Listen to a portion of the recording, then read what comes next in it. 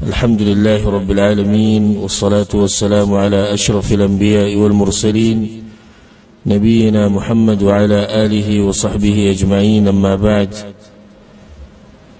السؤالات وجوابات مبارك نشست شروع كود الله سبحانه وتعالى بتوفيق سرا. دير سوالونا ملګرو کړي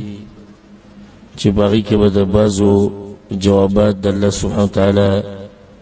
په توفیق او دغه برحم او کرم سره ورکو، او د الله سبحانه وتعالى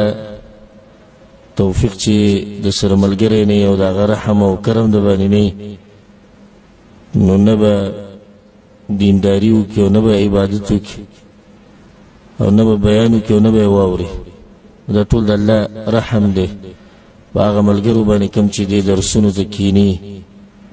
او دا بیانونه اوري او علم ډېری.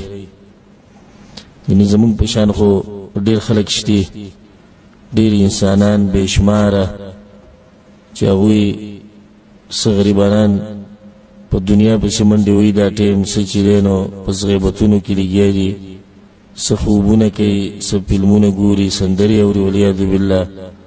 څه په بازارونو کې ګرځي، په باغچو کې ګرځي او په لارو کوڅو کې کته ځي برځي. او ته الله غوره کړی، نو دا د الله رحم او کرم دی، او په دې باندې د الله شکر ادا کوه. یمنون علیک ان اسلموا قل لا تمنوا علی اسلامکم. څه کسان د رسول صلی الله علیه وسلم خواته راغلي او اسلام قبول کړو بغیر د جنگ نه، یعنې رسول صلی الله علیه وسلم سره جنگ نه کړو، هغوی اسلام قبول کړو، نو بیا به دا خبره بار بار کوله مسلمانانو ته او پیغمبر ته، موږ ګورو موږ جنگ ونه کوو، موږ اسلام قبول کوو، موږ دا چلو کوو، موږ دا چلو. نو الله خپل پیغمبر ته وایي چې دوی اثباتي په تا باندې دا خبره چې دوی اسلام قبول کړی، نو ته ورته ووایي چې د اسلام قبلول مزباتي، بل الله یمن علیکم ان هداکم للایمان، بلکې الله به تاسو باندې دا خبره اثباتي چې تاسو له هدایت درکو او تاسو ته لار وښوه. تاسو مه یادوئ دا خبره چې موږ اسلام قبول کړی، بلکې الله راته دا رایادوي چې یاد کړئ زما نعمت چې ما تاسو له توفیق درکو اسلام کې دننوتو. نو دې درسونو ته کېناسته، دا بیانونه اورېده او بیانول او لیده او کته او لوستل چې څه دي، دا محض د الله سبحانه وتعالی توفیق دی او د هغه رحم دی. والله د مرګه پورې موږ دې قسمو مجالسو کې ساتي، او الله سبحانه وتعالی د مرګه پورې موږ د قرآن او د حدیث په نیغه لار باندې مضبوط ساتي. اولنی سوال په دې نشست کې هغه دا دی، یو ورور تپوس کوي چې زما طاقت شته د حج، مالی طاقت زما شته چې زه د خپل ملک نه سعودي عرب ته لاړ شم او حج وکړم، او زما بچي دي زامن چې هغوی بالغان دي، او زه په هغوی باندې یریږم د فتنې نه چې دوی به په فتنه کې او په حرامو کې واقع شي. نو اول حج وکړم که نه دوی له واده وکړم؟ الجواب وبالله التوفیق. انشاءالله که دې را روانه هفته کې شو، که هغې پسې بله هفته هغې کې شو، نو د حج متعلق یو دوره علمي هغه به کوو انشاءالله 8 ورځې، او بیا د هغې په آخره کې ورځ 2 به صرف هغه سوالونو له ورکوو چې هغه تعلق ساتي د حج سره یا تعلق ساتي د عمرې سره، ځکه چې دې کې ډېر مسلمانان خطا کېږي او ډېرو ته ډېر زیات مسایل دي. خو دلته د یو سوال د حج سره تعلق ساتي، نو جواب کولنی خبر دا ساتي چې حج واجب دی په انسان باندې چې کله د هغې شروط پوره شي، او یو شرط وایي کې دی مالی طاقت چې دی پې ورسي، بیا پې واپس را ورسي او هلته خپله خرچه وکړي، او چې دا شرطونه پوره شي نو بیا حج واجب دی علی الفور. علی الفور مطلب دا دی چې سم دست به کې د حج لیټ کول چې کله طاقت یې دا ناروا ده او دا ګناه ده. حدیث کې دا راځي چې حج وکړئ، دا پته نه لګي چې روان کال له تاسو ته څه حدیث راځي. او عمر بن خطاب رضی الله عنه نور صحابه کرامو تم د دې قول نسبت ته چې هغوی دا خبره کړې ده چې د یو سړي طاقت یې او حج نه کوي نو دی که یهودی مړ کېږي او که نصرانی مړ کېږي زموږ بې څه پروا نشته. خو دا څه ناشنا خبره ده چې د ډېرو غټو قصو زموږ طاقت کېږي او د حج موږ چې د حج خبره راشي بیا ګرځي چېرته څوک درته نه معلوم چې خلک حج لرېږي بیا به دې پسې ګرځي. خو دا خو حج او تصریح ولا حج ډېر زیات ګران دی. 15 کاله کې یو پر تا پرېږدي قانونا حج ته ارزان حج ووایه زه به 15 ریاله ووایم. د دې خبره زه کوم د بهر ملکونو نه هغه هغو ته پته څو ریټونه به 15 ریاله ووایه نو په 15 کاله کې 15 ریاله څه شی چې هر کال ته 10 ریاله یږدې چې دا زما د حج پیسې ته به دغه حج ونه کړې ښه برابر به وکړې ښه د سهولیت سره به وکړې هر څه به کړې. کلي ته چې کله موږ ځو څومره خرچې کوو د بچو په واده په غم ښادۍ کې موږ څومره پیسې لګوو چېرته چا دغه ځای کې فریاد کړی نه خو چې د حج موقع راشي بیا موږ فریادونه شروع کړو حج ګران دی او بس نه کېږي. بعض داسې شتي چې په دې سعودي عرب کې 10 12 14 کاله شوي لا حج نه دی کړی اوسه پورې لا حج نه دی کړی. څه یو مخکې خو د قانون هم لږ نرم و په هغه ټایم کې تاسو کول اوس خو دا باندې راونیو چې قانون سره سخت شوی دی او بغیر تصریح نه بالکل حج نه کېږي. مخکې تاسو کول بلکې یو وخت داسې چې تصریح ته پکې ضرورت هم نه و په هغه وخت کې تاسو کول. خو داسې ټولې بانې دي چې کله د دین موقع راشي نو بیا موږ ته بانې او خبرې رایادې شي. دویمه خبره دا ده چې په سړي باندې دا واجب دی چې د خپلو بچو له واده وکړي کله چې د ده طاقت وي او د بچو طاقت نه وي. صحیح خبره دا ده علی القول الراجح. او د انسان واده ته داسې ضرورت دی لکه څنګه چې کله کله خوراک او څښاک ته ضرورت شي کله داسې مې ضرورت راشي واده ته. نو ځکه علماو دا خبره کړې ده چې په چا باندې د چا خرچه لازمي نو په ده باندې هغه ته واده کول هم لازم دي. که د ده مال دغې ته پراخه شي او د هغه د چا خرچه چې په ده لازم ده نو خرچه چې په لازم ده خو طاقت یې نشتی. اوس یو بچی دی طاقت شتي مال ورسره شتي هر څه ورسره ښه ډېري ځان لري ودونه کوي خو یو بچی پلار ته ناست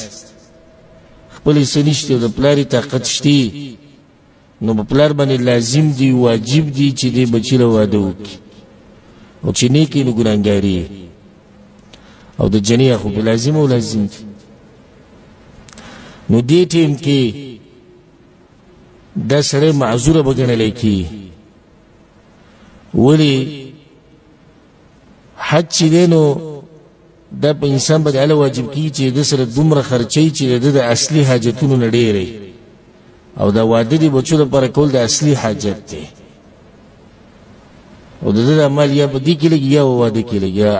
عفوا یا په واده کې لګي یا په حج کې لګي. بله خبره دا ده چې حج موقع بیا راځي او واده چې لیټ کېږي نو په دې کې نقصان دی او دې ورور چې رقم تپوس کړی د الله سبحانه تعالی د هغې رزق ښه ډېر کړي الله دې د بچو سره ټول مسلمانو بچو حفاظت کړي چې د خپلو بچو سره دومره غم دی. ګنې نن سبا اکثر مور پلار هغوی د دې نه خبر هم نه دي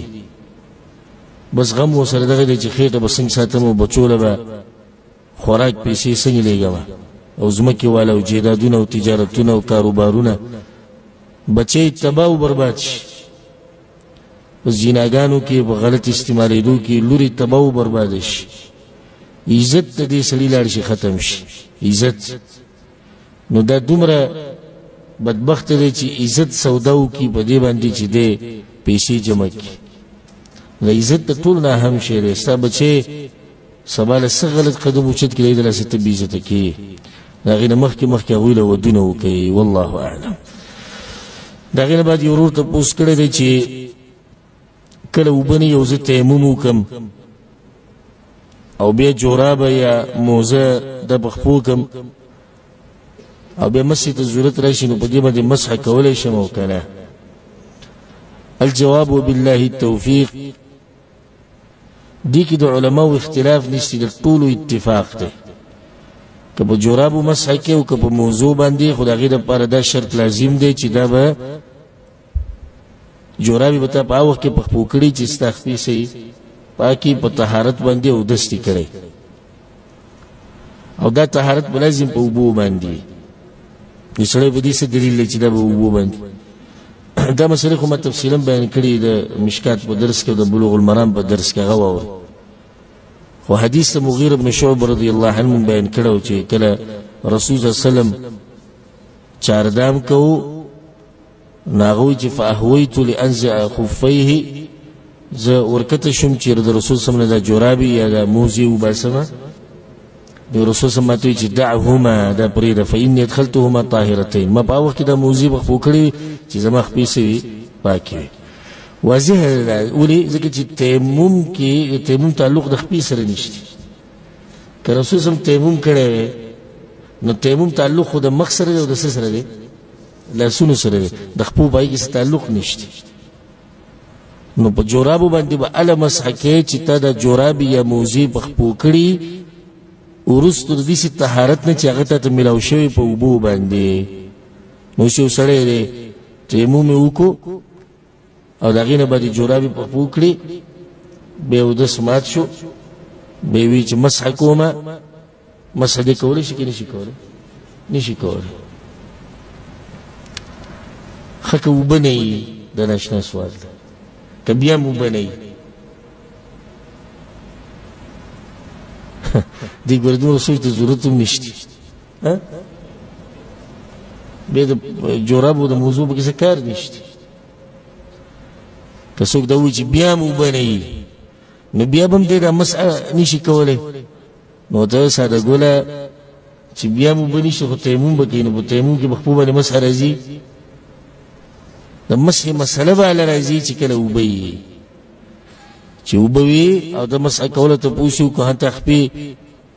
طهارت تا ته د اوبو باندې حاصل شي او تیمم به یې نشي کولی. جورابې موزې وباسه، داسې طهارت او داسې اودسو کې چې په اوبو سره وي، بیا د هغې نه به ته مسح کولی شي. والله اعلم. د هغې نه بعد یو خور سوال کړی دی چې کله د حیض نه بعد زیړوالی یا خړوالی په یو زنانه باندې راشي، بیا ورته پته ولګي چې دا خو حیض او په دې باندې جنابت هم و، د جنابت غسل یې وکړو، آیا بیا غسل د حیض دپاره لازم دی که نه دغه یو غسل کافي دی کومې چې د جنابت دپاره کړی؟ نو جواب د دې مسلې دا دی چې اولنۍ خبره خو دا ده زیړوالی او خړوالی کوم چې په زنانه باندې راځي دا به دوه قسمه. یو هغه دی چې د حیض په دوران کې راځي، لکه یو زنانه ده د هغې حیض 7 ورځې او د 7 ورځو په دې منځ کې لکه په 5مه ورځ په 4مه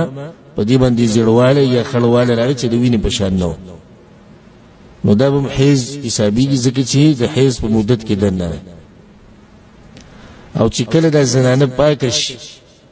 او د هغې نه بعد خړوالی او زیړوالی راځي نو دا به هېڅ هم نه وي، دا به هېڅ هم نه وي. او دا ډېره اهمه مسله ده. زمونږ ډېرې خویندې او میندې په دې کشمکش کې دې ورته اشکال جوړ کړی چې دا خړې اوبه یا زیړې اوبه چې راځي دا به صحیح. نو لنډ جواب د هغې دا دی چې دا به 2 قسمه دی. څنګه؟ که د حیض په دوران کې حیض د حیض د پاکېدو نه بعد به هېڅ هم نه وي، او په دې باندې دلیل دی. په دواړو خبرو باندې الحمدلله دلیل شته. امام مالک رحمه الله په موطأ کې دا روایت راوړی د ام علقمه، هغه وایي چې كان النساء يبعثن إلى عائشة رضي الله عنها، زنانو به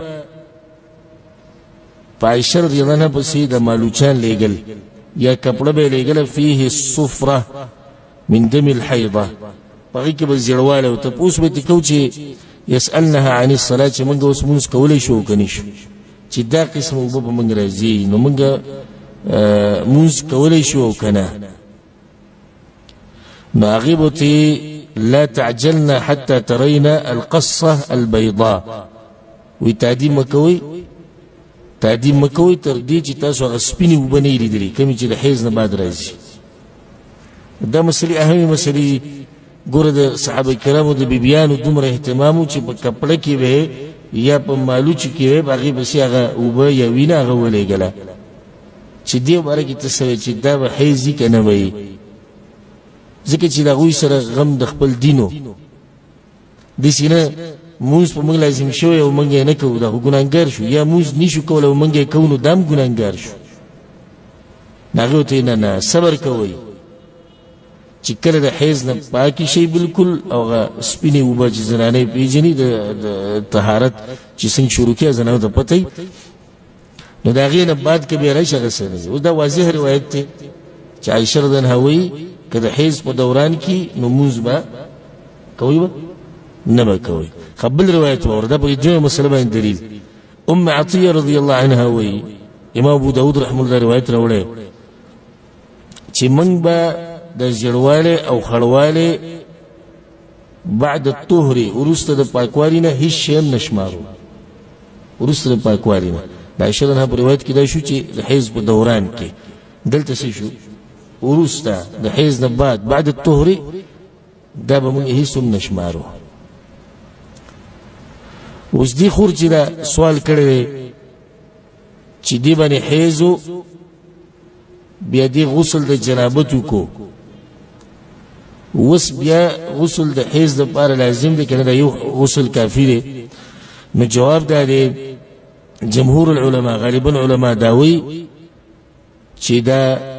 یو غسل کافي کېږي د دواړو د طرف نه، اگر که د دې په نیت کې یو وي، اگر که د دې په نیت کې یو وي. لکه اوس یو زنانه غسل وکړو د جنابت، نیت د کوم غسل و؟ جنابت. د حیض هغه وشو؟ هغه ورسره هم وشو. ښه د حیض نیت یې وکړو چې دا زه پاکه شوم د حیض نه، د جنابت غسل یې ورسره هم کوو خو د هغې نیت یې ونه کړو، نیت د دې دی په زړه کې د جنابت غسل وشو که ونه شو؟ وشو. ښه داسې ته کېدی شي چې زنانه غسل د حیض کوي، د حیض نه پاکه شوه او په دې باندې غسل د جنابت پاتې، کېدی شي که نه شي کېدی؟ کېدی شي د څه د لاسه جنابت احتلام د لاسه څنګه نه شي کېدی؟ که یو څه ته احتلام وشي د هغې د لاسه د جنابت په حالت کې نه ده د حیض نه پاکه شوه، چې پاکه شو نو غسل یې کوو په نیت کې دی چې دا غسل د حیض نه د پاکوالي دی، نو دا هغه بل غسل هم دې کې ننوتو. په دې ډول یو بل مثال درکړم چې تاسو ذهن به ښه کولی شي. یو سړی دی اوده شو، ښه جوور خوب یې وکړ، اوداسې مات شو که مات نه شو؟ مات شو. بیا د هغه نه بعد چې راپاڅېدو هوا ترې لاړه، اوداسې مات شو که مات نه شو؟ مات شو. لاړ نو تشې مې چایزې مې وکړې، اوداسې مات شو که مات نه شو؟ بیا د هغې نه بعد یې عورت له لاس وړلو، اوداسې مات شو که مات نه شو؟ دې ټولو دپاره به څو اودسونه کوي؟ یو. دا یو دې ټولو طرف نه کافي دی که نه؟ دا یو دې ټول اگر که په ډېرو خبرو سره د ده اودس مات شوی، ډېرې خبرې په ده باندې راغلي چې د لاسه ده هغه اودس په ده لازمي، خو چې یو وکړو هغه کافي دی. دغه شان دې زنانه لپاره یو غسل کول هغه څه دي؟ هغه کافي دي. والله اعلم. دا یو بلې خور ته پوس کړی دی چې یو زنانه ده او هغه سن الیأس ته ورسي، هغه عمر ته چې په دې باندې بیا حیض نه راځي، بیا دې یو داسې کیمیکل استعمالول په علاج کې چې په دې باندې کینسر بیماري الله سبحانه وتعالی دې موږ ټول په امان کې ساتي او الله سبحانه وتعالی دې خور له شفا ورکړي. نو د هغې د لاسه د هغې نه وینه روانه شو، د هغه وینې داسې رنګ دی لکه د حیض، نو دا زنانه به مونځ کوي او که نه به کوي؟ الجواب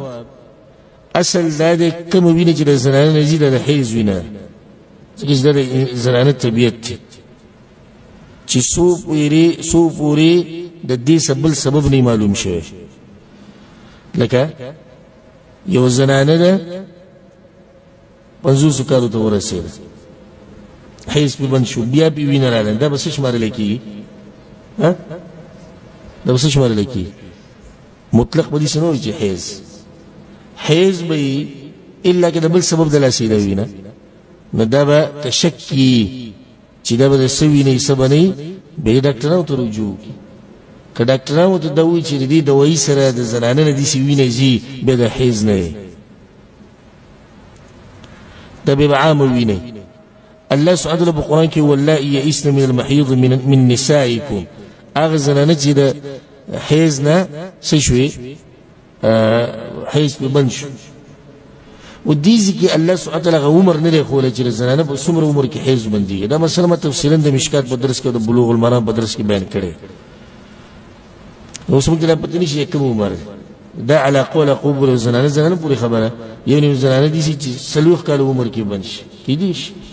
بعض زنانه دي چې 80 او 90 کاله په عمر کې به د حیض راځي او داسې به کوم شته په غرایباتو او عجایباتو کې چې مشره زنانه ده او 90 کاله بچی شوی نو دې ټیم کې دې زنانه ته به دا وایي چې دې وینې ته وګوره که دی معلومولی شي چې دا د حیض ده حیض وینه وینه زه شک کې یم نو بیا دې چا ته رجوع وکړي ډاکټرانو ته به رجوع وکړي که ډاکټرانو ووایي چې نه د دې څه وجې داسې نشتي چې د ګولو د لاسه یا د دې کیمیکل د لاسه دا وینه ځي بیا به دا حیض شمارلی کېږي والله اعلم دا یو ورور تپوس کړی چې کله عیسی علیه السلام الله سبحانه وتعالی اوچت کړو اسمانونو ته نو مریم سره څه چل شوی و الجواب د دې بعضو ملګرو سوالونه داسې چې هغه بې فایدې او داسې سوال داسې پکاري چې هغه تاله فایده درکوي او باغې باندې جهل تاله نقصان درکوي زه دې ورور ته صرف دا وایم قرآن او حدیث هغوی موږ ته دا خبره بیان کړې ده چې مریم د عیسی علیه السلام مور د یو پاکه زنانه وه او دا یې راته بیان کړې ده چې عیسی علیه السلام څنګه پیدا شو او بیا دا خبره هم بیان کړې ده چې د نصاراو او د عیسایانو دا خبره غلطه ده چې عیسی علیه السلام د الله زوی ده هغه د الله زوی نه و دا ټولې خبرې بیان کړي دې له اهتمام ورکول غواړي دا یې زده کول غواړي سبا ته چا سره خبره کې د عیسی علیه السلام باره کې تا ته پته وي عیسی علیه السلام څوک خو دا واقعات چې د عیسی علیه السلام د پیدایش نه مخکې کله چې هغه اسمان ته اوچت کړی شو د مور سره څه وشو مور یې څنګه مړه شوه کله مړه شوه کوم ځای کې قبر دی دې قسمه سوالونه څه فایده نشته بعضې روایتونو کې داسې راځي چې کله عیسی علیه السلام اوچت کړی شو اسمانونو ته د مور پسې ډېره خفه وه نو الله هغه په یو وریځه باندې کېنول او د عیسی علیه السلام سره ملاقات وشو د هغې نه بعد چې هغه راکوز شو بیا مړه شو او بل ملاقات یې نه دی شوی خو سندن چې څومره واقعات دې سره راغلي دي هغه ټول کمزوري نو صحیح خبره دا ده عیسی علیه السلام د مور سره څه وشو خو ژوند یې تېر کړو بیا څه شوه مړه شوه خبره یې ختمه شوه نو دا سوال څه فایدهمند نه دی خو اوس موږ ته پته نشي چې کوم ځای کې مړه ده او څنګه مړه شوه او څومره وخت بعد مړه شوه او څو ملاقاتونه کړي موږ ته څه نقصان شته نه کوم عبادات چې موږ کوو په هغې کې څه کمی راتلی شي نه راځي نو بیا څه ضرورت دی دې قسمه سوالونو ته سوال اهمه مسله هغه دا ده چې انسان د هغه خبرو نه ځان خبر کړي چې هغه تعلق ساتي د عقیدې سره د عباداتو سره الله سبحانه وتعالی موږ په هغې باندې پوه کړي والله اعلم دا یو ورور تپوس کړی دی چې د رسول وسلم په زمانه کې چېرته زلزله شوې ده او که نه الجواب بالله التوفیق په د حدیثو په کتابونو کې څه حدیث یا اثر په صحیح سند سره نه دی ثابت چې په هغې کې دا یي چې د رسول وسلم په زمانه کې او هغه په دنیا کې و او زلزله شوې دا په صحیح سند سره نه ثابت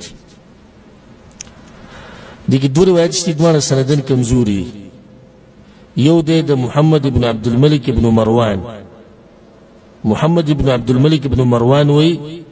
إن الأرض زلزلت على عهد النبي صلى الله عليه وسلم د رسول صلی الله په زمانه کې ځمکه خوځېدلې وه فوضع يده عليها رسول صلی الله په لاس کېښود ورته وویل غلی شي بیا رسول صلی الله خپلو ملګرو ته ووایي چې الله تاسو له زوره نه درکوي دا روایت ابن ابي الدنيا راوړی ده په نورو کتابونو کې مشتي سندن دا کمزوری وجه دا ده چې محمد ابن عبد الملك ابن مروان وایي د رسول صلی الله په زمانه کې زلزله راغلې وه او محمد ابن عبد الملك ابن مروان په 200 کاله هجري کې وفات شوی 200 او رسول صلی کم کال کې رسول وفات شوی یو لسم کال کې اوس یو لسم کال ته وګورو 200 د چا ویلي زلزله راغلې په منځ کې یو بل کس پکار دی کنه دې کس پکار دی چې هغه د رسول صلی په وخت کې دی نو د دې سند کمزور دی بل روایت امام ابن ابي شيبه رحم الله راوړی شهر بن حوشب وایي چې زلزلت المدينه في عهد النبي صلى الله عليه وسلم رسول صلی په زمانه کې مدینه خوځېدلې وه خدا سندن کمزور دی دا شهر بن حوشب چې دی په 112 کال کې وفات شوی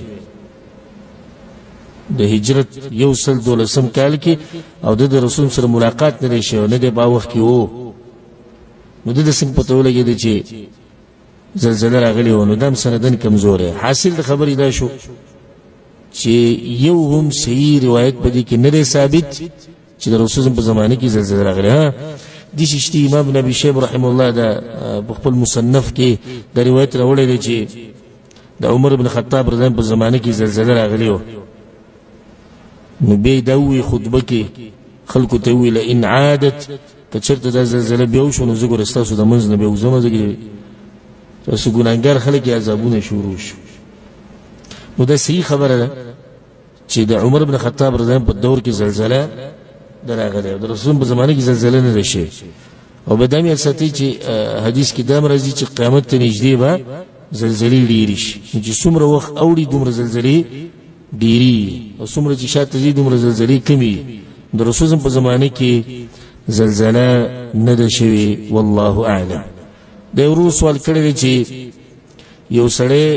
یو زنانه په خپل سترګو ویني چې هغه زنا کوي نو آیا زه د دینه دغه مشران خبر کوم او کنه او دویمه ده کما نه څوک ته پوښتنه کی چې دې جنې سره واده کول غواړم نو زه ته ویلې شم او کنه چې دې زنا کړې ده او مالی دلې الجواب اولنی خبره ده د ساتي چې د زنا په گواهی کې څو گواهان پکار دي سلور دا خبر الله سبحانه وتعالى په سورۃ النور کې کړي او کته یوازې لاړ شي او دا خبر وکي چې ما د لیدلې د زنا باندې او گواهان د سره نه نو ته هغه باندې بهتان ولګو پته باندې حد کې دي شو خيچ یو کس لګي ما د زنا کړ صرف یو کس لګي وي نوري څوک نه وي نو لازم به خلک بده باندې اگر کدي رښتینه خلکو به ګمان د سکی د دروغجن ګمان وکړي چې صرف ته پته ولګي نو دای د پر سلور گواهان پکار دي او الله په قران کې په سورۃ النور کې دا خبره کړي چې دوی سلور گواهان را نوستو نو بیا به دوی ته سزا ورکړي کی حد قذف هغه په دوی باندې به قایمي به ضرور وي چې کما نه سوک ته پوښتنه کې زدي جنې سره واده کوم ناغه ته وسه چې کله یو کس د دې جنې مبارکي ته پوښتنه وکړي چې تا په خپل سترګو لیدلې چې د زنا کوي نو به دوه قسمه حالات یو حال دا دی چې دې جنې توبه وستې ده الله ته واپس شوې ده او دې سړي ته د توبې پته لګېدلې ده چې دې مخکې پوښاچه دی او پیر دا کار کړی اوس نه کوي دا کارونه نو نه دي جایز دې سړي له چې دې دغه الګ ته یا دغه سړي ته څوک چې دا جنې غواړي هغه ته دا ووایي ځکه چې توبه وویسته الله به پرده چولې ده بس خبره ختمه شوه او د هر انسان نه ګناه کیږي من ذا الذي ما ساء قط ومن له الحسنى فقط هغه څوک دی چې چرته ګناهونه نه دي کړي هغه څوک دی چې صرف په نیکانو کې لګیا دی هر سړي نه خطا کیږي چې توبه وایسته بس الله معاف کړه نو ته معاف کړه قبل پرز دی جنی توبه نه ویستي او د دې حالاتو ماغه شاري نو بیا ته ویلی شي ځکه چې دا خو امانت ته تا نه سوال کول د دې جواب امانت دی خو داسې به نه وایې چې دا زیناکاره ده ما لیدلې ده په زینا باندې د دې په ځای نور الفاظ استعمالولی شي ښه نه ده څه ښه نه ده یا غلی شي چې به زه یې پېژنم یا دا چې خیر پکې نشته یا مړه ځان له بله جنۍ ګوره به دې څه کړي داسې قسم الفاظ د استعمال که خو داسې تصریح دا به نه کوي چې او دا ما لیدلې په زنا باندې بیا ته هغه زړه خبره جوړېږي بیا به دې خلک راګیر کړي چې څنګه او ګواهان نو تا لیدلې ده دې ورور ته صفا خبره وکړه چې دا جنۍ مناسب نه ده ستا دپاره خو په داسې الفاظو چې په هغې کې دا نه چې دا زناکار ده او ما لیدلې په خپلو سترګو د دغه الفاظو نه ځان ساتي به والله اعلم